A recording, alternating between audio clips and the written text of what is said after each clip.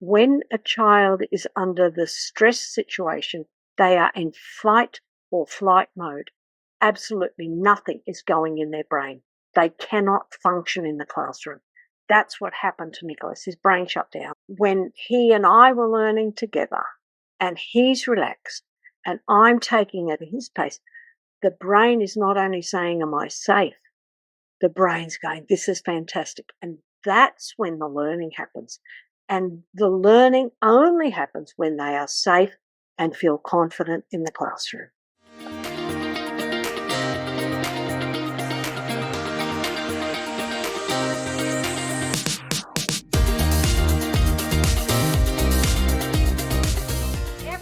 We're Nick and Sonia, and this is Dyslexia Journey, where we help you support the dyslexic kid in your life. All right, and today we are very excited to welcome Lois Letchford, the author of Reversed, a memoir. And let me read a short bio about Lois. So Lois Letchford's dyslexia came to light when she faced teaching her son, Nicholas. Examining her reading failure caused her to adapt and change lessons. The results were dramatic. Lois qualified as a reading specialist using her non-traditional background, multi-continental experience, and passion for assisting other failing students. Lois received teaching degrees in Australia, Texas, and a master's degree from SUNY in New York. Welcome, Lois. Thank you, Sonia and Nick. I'm so pleased to be here and chatting with you today. Great. Yeah, we really, I should know, we really enjoyed reading your book. It's a really fascinating and very well written memoir that really brings out the struggles with learning to read for someone with dyslexia. Yeah, it was really well written and so vividly written. I just felt like I was right there. So I definitely recommend that everyone read it. But just as an introduction, could you just give us sort of like an overview or summary, some highlights and lowlights of your son Nicholas's struggles, that first beginning of all of this and your journey with dyslexia. And yeah, just anything you want to say about that to catch everyone up to speed a little bit on that. An overview. It's always good to start with an overview. Our story began in 1994 when I sent Nicholas to school in grade 1. He'd been to kindergarten and preschool, so he'd been in the system. And the kindergarten teacher said, well, I think he'll be fine. At the end of day 6, I spoke to the teacher and she threw up her hands and said, well, I don't know how I'm going to teach him this year. And in hindsight, how I wish I had removed him from school then and there. I didn't. So he goes to school for the whole year. He fails every day. He wets his pants, he bites his fingernails, and he stares into space. So he learns nothing. At the end of grade 1, he is tested, and the testing reveals that he can read 10 words, he's got no strengths, and above all, he has a low IQ. And once you're thrown into this basket, it's actually very difficult to get out of it. Our family were privileged. My husband is a university professor, and the following year, he has study leave in Oxford, England, and the family go for 6 months, and I take Nicholas on. And initially, I fail. No different, no better than the first grade teacher. And then my mother-in-law is with me, and she said, Lois, put away what's not working and make learning fun. And her words was transformative. And that put me in a position of saying, what else can I do? And I thought, what can Nicholas do? So I started to work on his strengths. He can rhyme words and he can see patterns. And he was very good at seeing patterns. I wrote one little poem, which led to the next and the next and the next. And the whole experience was unbelievably transformative. And during that time, I worked out Nicholas has anything but a low IQ.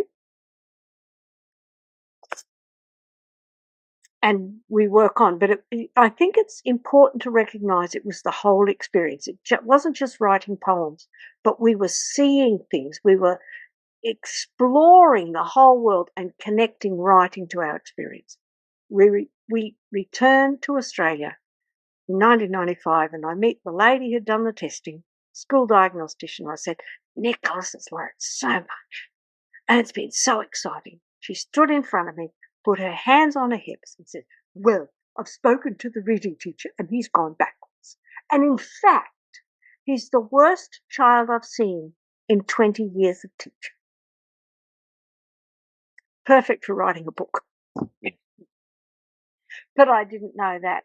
And I used her words to go back and say, well, you can call him that. But if he is the worst child you've seen in 20 years of teaching, don't expect him to learn like everybody else. And that really helped me, again, continue to change the teaching method. He's in the classroom. He's taking more away from the classroom. I'm supporting him at home. And over the next 5 to 6 months, the child is reading. And then he just grows and grows and grows in school. And that's the start of the story. He graduates high school. He graduates college. And after he's graduated with 2 honours degrees, he does a Ph.D. in applied mathematics at Oxford University. That's the short summary. Mm-hmm. Yeah. I'm going to just pull apart a couple things there to dive into a little bit more, because that was definitely noticeable to me on reading it, that one of the keys in how you were teaching, definitely fun, like you said, but also you're making those connections. And so could you say a little bit more about like how maybe for everyone to some extent, but dyslexic kids in particular, that can be more of a challenge and also needs to be addressed more to really connect that understanding with the words. Okay, I became a reading specialist because of my son Nicholas, and I went back into the literature and I read thousands. I think I've read 1,000 academic papers. And there's a real disconnect between how we talk about reading and what's in the academic literature. And we think the problem is decoding. They can't decode the words. Well, they're right. They can't decode the words. And we have to ask why. Dyslexic people and people who struggle with literacy get the nouns and the verbs. They really struggle with the abstract words. That's one. Abstract words are also words that are not in our oral language. And we talk about decodable text and using decodable text for our struggling students. They're words like tot or tit or tat. Now, when was the last time you used those words in your oral language? There's my question to you. When did you use tot? Not often. or rum or tum, any of these 3-letter words. And our children read them, and because they read them, we think they've got it. And they don't. And so making connections becomes the critical component. And it's not just I made a connection. It's understanding all of language. And I think what we forget about words is that even in early literature, inference comes up very quickly. Inference. Pronouns. And I've written an academic paper with Professor Tim Rosinski on pronouns and pronoun resolution. Why? Because we teach kids to read the words. He, she, them. They is a tough one. And it's spelt really difficult. Really difficult. That's a bad way of saying it. But those words have meaning. It. And they are some of the hardest words to comprehend in our language because it's got nothing to do with the word itself. And the ability and teaching children, we forget to teach children a word like it has got to be what they call resolved. You've got to work out where it comes from and what it refers to. And I was working with a 6-year-old this week and we wrote a poem about a caterpillar because we made a caterpillar, so we know what we're doing. I made a caterpillar and the caterpillar has it. And I said, what's the it? Or what's the he? And the little boy said to me, it's me. It's my dad. right here, they have a problem. And when we teach reading, particularly to the average kids, they get it. Our children don't. They think what we call very concretely.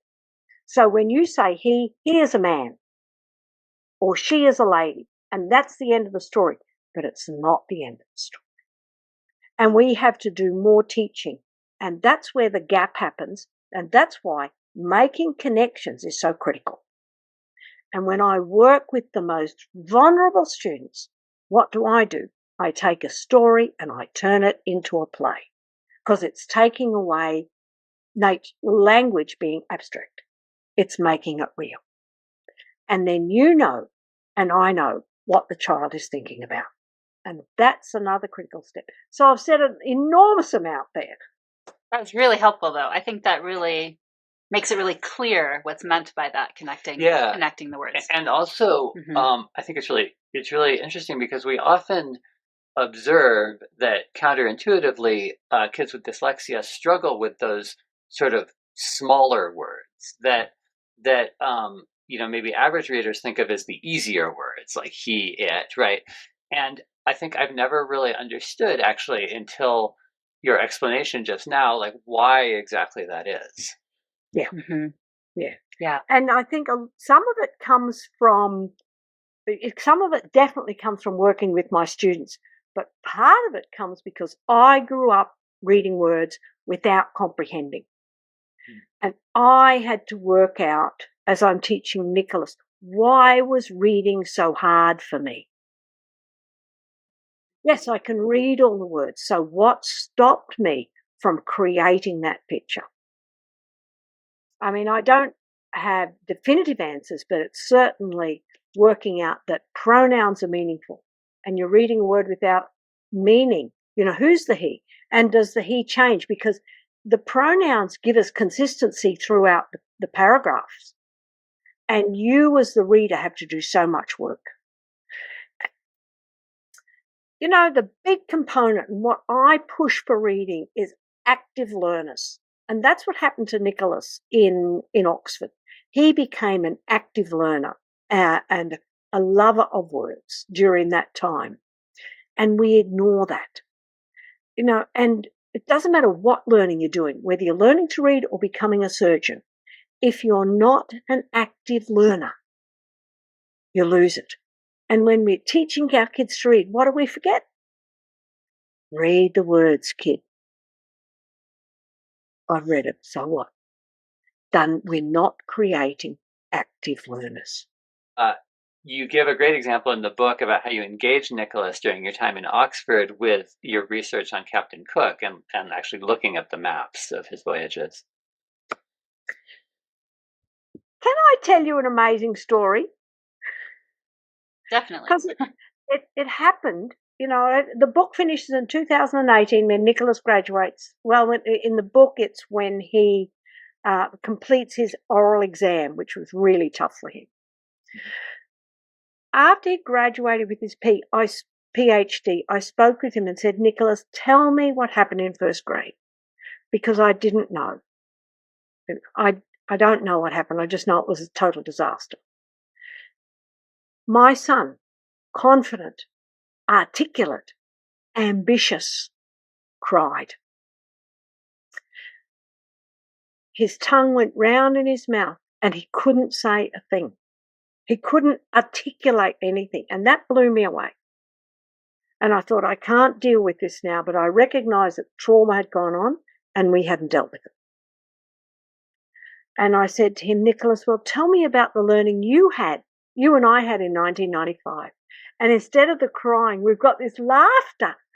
And he says to me, I remember the poems you wrote.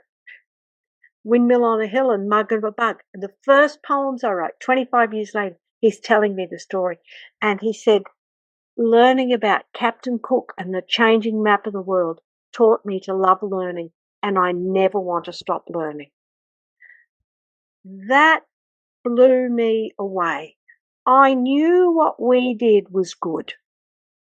I didn't know it was so important and so powerful. It's amazing.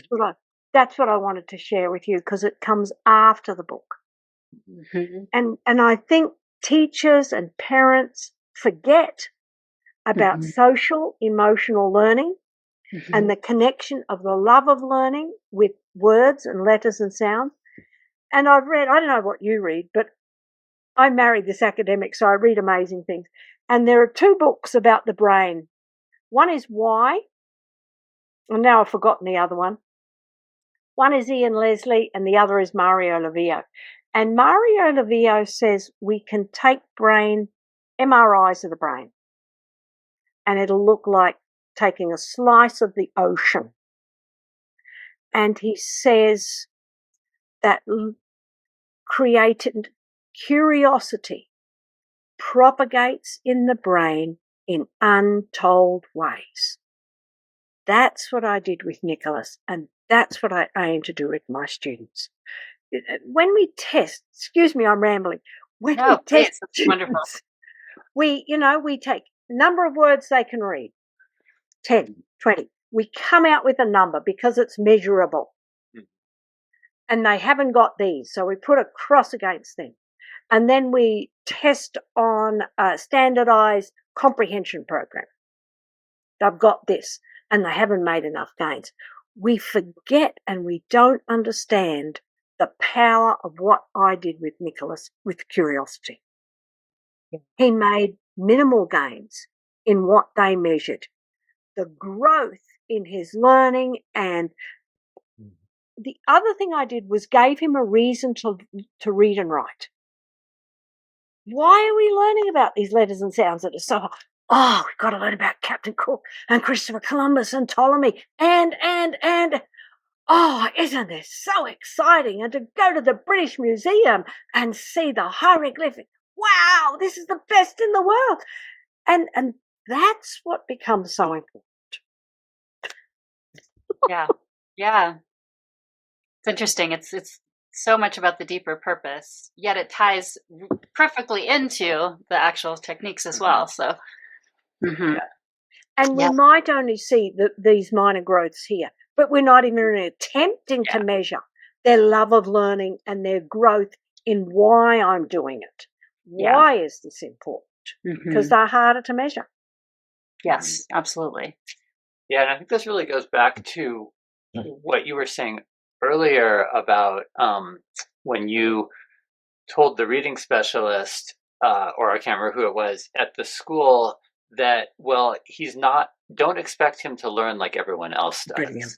And I think that's really true. I think in a sense it's true for everyone, because the best way to learn is through this individualized, figuring out what your passion is, and then building the sort of incentive to learn around that particular passion. And that's just, I guess it seems like such a struggle to implement that properly in the existing school settings. So I guess this is my long-winded way of leading into, I guess, you have any sort of thoughts about that and how the sort of traditional schools can maybe improve in that regard. There's a lot to say. The first is we throw our children into standardized reading programs. That's a problem. Mm-hmm. We have ignored the first thing, gaining the child's attention. Mm-hmm. We've got to have attention before we have active engagement. Mm-hmm. That's number 2. Now, you said a lot and my memory's gone blank. How do we do it? There's a push and a pull as a teacher. We can take children and the child will think, I don't like this. But by the teacher's love of it and the teacher's enthusiasm for it, we actually drag children along. And we think they haven't got it, but we've actually given more to the child than we recognise. Individualised. Yes, we think it has to be. Now, I've got something for you. Every single person who speaks English 100%, believe it or not, have to make the same jumps in literacy and in thinking and in decoding to go from the bottom to the top or to become a non-reader to a reader. The problem is that they make those jumps at such speed, we don't see them happening. So we forget the kids we've got to do more work, and we've got to break down the English language for those who are struggling.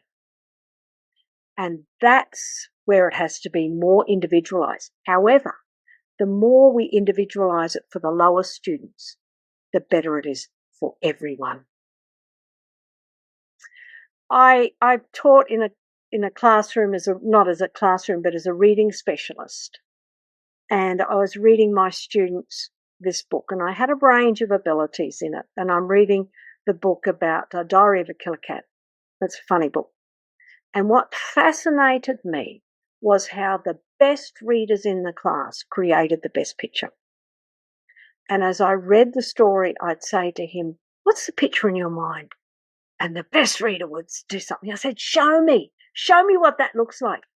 And then all of the other children would go, "Oh, is that what it means?" We forget even when we're reading to children, our lower readers don't always create that picture. So yes, we do have to individualize it, but how can we do it more for the classroom and just do more activities? That's the big thing, because again, we're taking away that abstract nature of language. And that's what we forget. We just read the words again. I get a bit frustrated because our attitudes are so buried in decoding. We forget all of the other aspects of literacy. And then we think, it's a program. The child's got to go through it. 3 years, they say, my child's going to take to learn to read. If it's taken 3 years, there's a significant problem with the program. Yeah. I want to pick up on what you were saying about pictures, because that's reminding me of the Davis Method's clay words. Could you say a little bit more about those? I believe you use them a bit with Nicholas as well. I use them with all of my students because of that. Okay. Yes. Yeah. It slows the learning down so the child can take it in. So instead of just pushing the words out to the child and asking them to write it, well, actually, it started with Nicholas in second grade, when he went into second grade, and I asked him to write the word cat or something. And my little boy sat there, arm around his paper, pencil in hand, and froze. I thought, he doesn't even know where to start. So I thought, Nicholas, let's get the clay.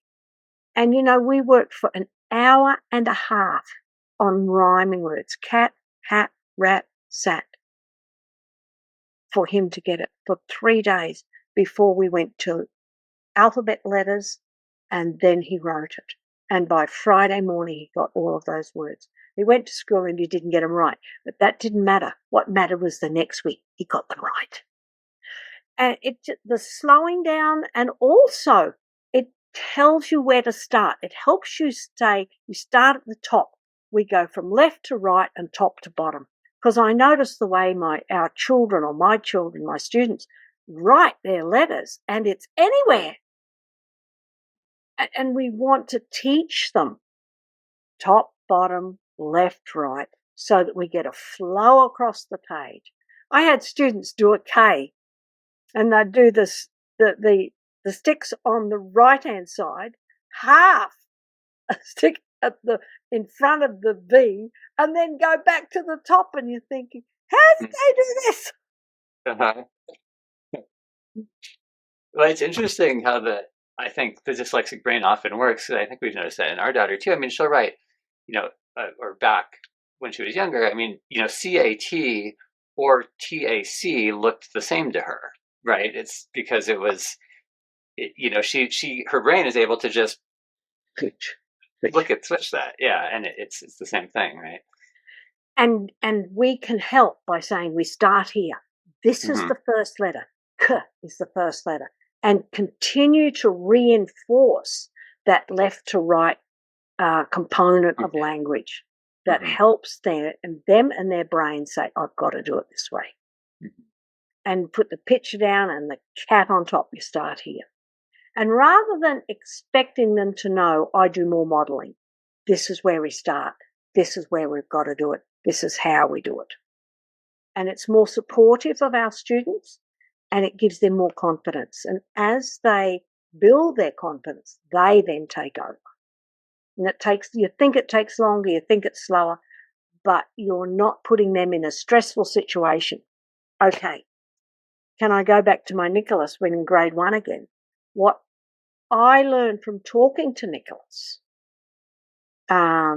was that when a child is under the stress situation, they are in fight or flight mode. Absolutely nothing is going in their brain. They cannot function in the classroom. That's what happened to Nicholas. His brain shut down. When he and I were learning together and he's relaxed and I'm taking it at his pace, the brain is not only saying, am I safe? The brain's going, this is fantastic. And that's when the learning happens.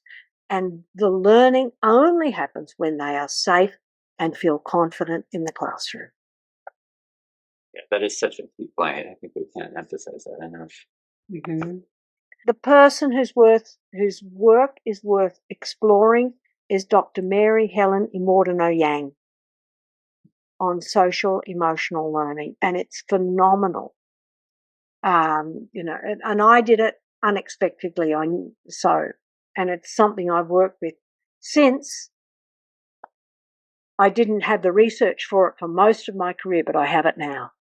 Sorry, what were you going to say, Sonia? Oh, yeah, I was just going to say that it's reminding me of the piece that we, noticed, which is that some people might think, if things aren't going well for a child in school, then it's counterintuitive to move to a different country, right? Like you did to Oxford. We actually did that at one point to Switzerland. And I think that, and I'd love to hear your thoughts on this, that sometimes when things aren't working, a big change and, a big reboot, a big completely fresh approach is part of that. And so that's why that does work. And, of course, in the case where there's stress happening, that's absolutely true. There are no answers, are there? There are no right answers. And my husband's fond of saying, life is an experiment you cannot repeat. And when you move children, you don't know what's going to happen. Whether it's a good thing or a bad thing, or whether they get on with the teacher or their friends or find friends, all of that is unknown. So the answers are not simple. Yeah. I was just going to say, in our case, I think the first major decision was pulling our daughter out of first grade to homeschool her. And I think in your case, it was, I think, similar age with Nicholas, although it was a little bit forced because of your move. But I think I think it's really hard for parents to know, and it was hard for us to know, like, is this the right thing? Are we doing the right thing? Is this going to work? It's a very scary proposition to sort of make that kind of active decision about changing things up. I totally agree with you. With hindsight, I should have taken Nicholas out of first grade. Why? Because it was a disaster. And you've created this trauma in his brain that no one's recognized. I, as a parent, didn't know how to deal with it. And then when it's over, you think it's just over. It's gone. It's not gone. It's there. It stays there forever. So your decision, as you say, very difficult decision, I think is the best thing you could do. And the interesting part, with Nicholas, if I had removed him from school at first grade and I didn't have the skills I needed, I know that. Even when we went to Oxford, I didn't have the skills.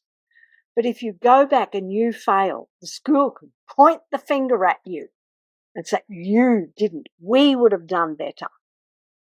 And that's really hard, I think, to live with. So you have to make it work, don't you? When you pull them out. And we go, I think, the extra mile to make sure something happens that's positive. So I admire your choice. I think that, is brilliant, because the reality is we can't leave children sit in the classroom and fail every day and expect them to learn. It's not going to happen.